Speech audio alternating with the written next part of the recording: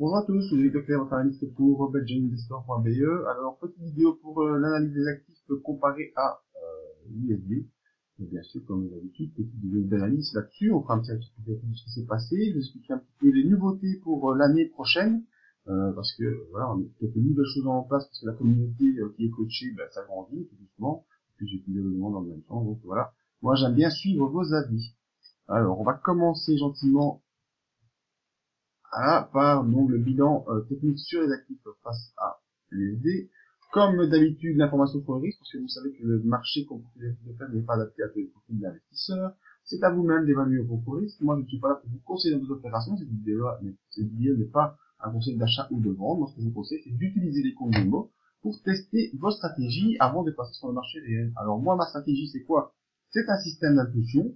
Un système d'analyse d'impulsion, donc on analyse les tendances, les retournements, on analyse les outils qui se trouvent dans le graphique, les outils qui se trouvent en dehors du graphique, et si vous voulez apprendre cette technique, je vous donne des formations.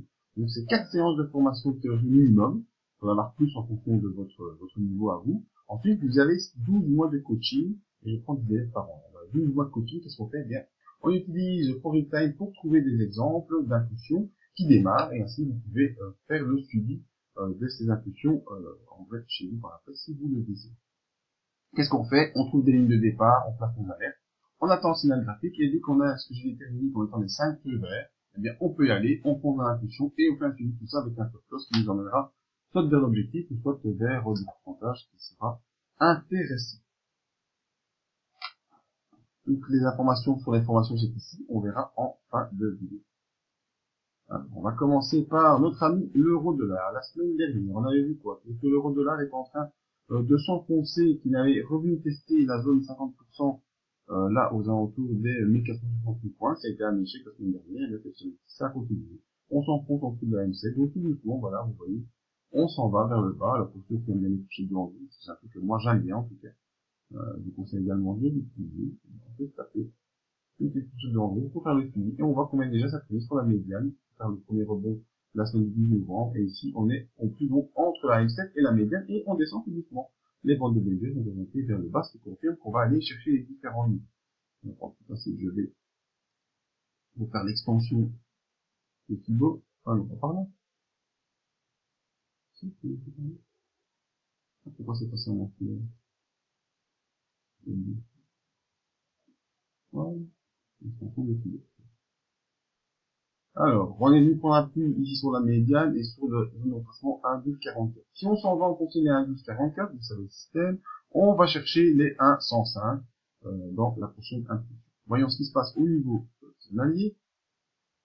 Au niveau journalier, c'est très clair, vous voyez, on est dans la fourchette de rendez-vous, hop, on est venu franchir les 50%, hop, on est venu faire un pullback, on est tapé une première fois sur les 60%, on a rebondi, on est venu faire un pullback sur les 50%, et on repart vers le bas, avec vendredi, ici, une séance qui a complètement avalé la séance précédente, donc on est face à un avalement baissier, des points bas plus bas que les précédents, et probablement, des points hauts moins hauts que les précédents, probablement un point bas qui va être plus bas.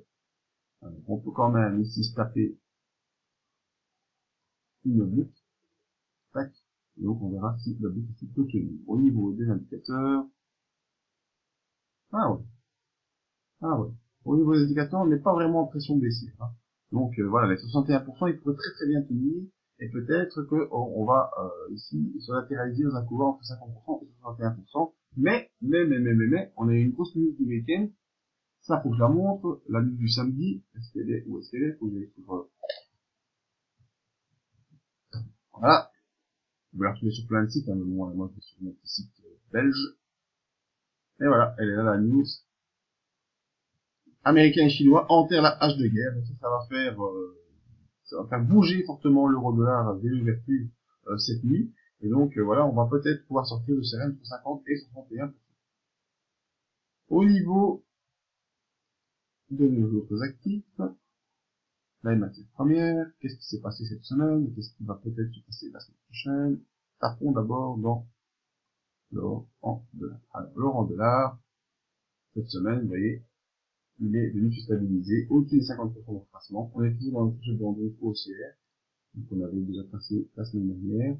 Au niveau hebdomadaire, on voit, on est au-dessus de ces points que j'avais tapé comme étant une zone de support, c'est la zone de 1193. on est vraiment en train de faire un couloir ici sur les bandes de Bollinger, donc c'est vraiment au niveau des intuitions, c'est tout ce qui nous intéresse, c'est d'avoir partie dans des choses qu'on cherche pour taper des trades là-dedans, parce que dès que ça va décoller, ça va partir soit vers le haut, soit vers le bas, ça va ouvrir les bandes de Bollinger, qui les bandes de Bollinger dit ouverture de la volatilité, et donc possiblement des beaux trades à placer. Au niveau journalier, ici en tendance hebdomadaire, on essaie plutôt d'aller vers une tendance haussière. On va voir au niveau journalier si ça se confirme. Au niveau journalier, on est dans notre fourchette de renvoi qui part à la hausse. Même si on a eu des points bas plus bas, on a toujours le soutien de bandes de Bollinger qui sont en latéral, on a notre soutien, donc peut-être on va pouvoir accélérer à la hausse sur l'or, on verra, mais bon, l'enterrement de l'âge de guerre entre les Chinois et les Américains, ça va pas aider à faire monter l'or, au contraire, ça pourrait même provoquer une sortie de fourchette, un enfoncement de la zone de 50%, et là on repart sur les 1102 €. Donc méfiant si vous êtes passé sur l'or, à l'ouverture de lundi, ça risque de secouer assez fort. Un dernier actif qui nous intéresse, c'est bien sûr le pétrole que j'avais déjà, sur lesquels on avait déjà identifié des divergences et des RSI qui essaient de pousser. On va voir ce que ça nous donne sur le pétrole. Le pétrole, la semaine dernière, en hebdomadaire. Voilà, ce que je vous disais, c'est qu'on avait un RSI qui était, pas au niveau hebdomadaire, mais au niveau journalier, on avait un RSI qui était dans le rouge, et donc il allait pouvoir essayer de faire un rebond. Et tout ce qui est en train de se dessiner, on a ici un doji d'hésitation. On a déjà eu 1, 2, 3, 4 sorties sur le pétrole des bandes de Bollinger, doji d'hésitation, donc on va probablement, même plus que probablement, remonter vers les 54. Donc si vous faites du trading court terme sur le pétrole, visez les 54 pour la semaine prochaine, en tout cas la semaine qui arrive. Au niveau journalier, est-ce que ça se confirme ou pas? Voilà, pente, descente, aux enfers pour le pétrole, on est venu enfoncer le niveau ici de 50,86. Maintenant, on latéralise, toute la semaine on a latéralisé. On coince encore sous la M7, mais on va probablement essayer d'accélérer dès lundi. Mes indicateurs, je les cherche. Ouais, voilà, au niveau du RSI, vous avez dit, dans le rouge, dans le rouge, dans le rouge, ça va remonter, ça doit remonter, il y a une divergence également, donc ça va remonter sur le RSI, sur le pétrole. Donc c'est une court terme pour le pétrole, viser les 54, et ensuite on verra si on peut se faire un retracement de Fibo pour une impulsion un peu plus longue. Donc là, on a quand même du boulot. Les 50%, ils sont ici, à hauteur de 63. Si on arrive à aller jusqu'au 63, ben on ira jusqu'au 65, c'est obligé, la résistance au-dessus. Voilà, mais on va essayer de viser pour la fin de l'année, début janvier, un retour sur les 65 du pétrole. Ça, c'est quand même pas mal.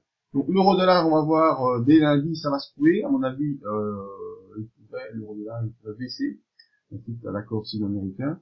Ça va faire, remonter le pétrole probablement. Cet accord aussi. Et l'or, ben, lui, il pourrait pas profiter de cette remontée, parce que les indices vont certainement booster à la hausse. Si vous voulez voir l'analyse sur les indices, bon, je vous invite à venir voir sur le site ici. Ils seront là, ils sont les deux. Là, on va analyser l'indice ici. L'actif face à l'USD, c'est ce que vous regardez. Alors, je vous disais, les nouveautés pour l'année prochaine, eh bien, si vous participez aux formations pour le trading, dans les formations, il y a du coaching. Et le coaching, je faisais de manière individuelle. Donc, chacun avait des questions-réponses, mais plusieurs fois, vous m'avez sollicité pour me dire quoi, ce serait quand même pas mal d'avoir un endroit où on va tous taper nos questions, comme ça tout le monde peut profiter des réponses, et on peut amener notre petite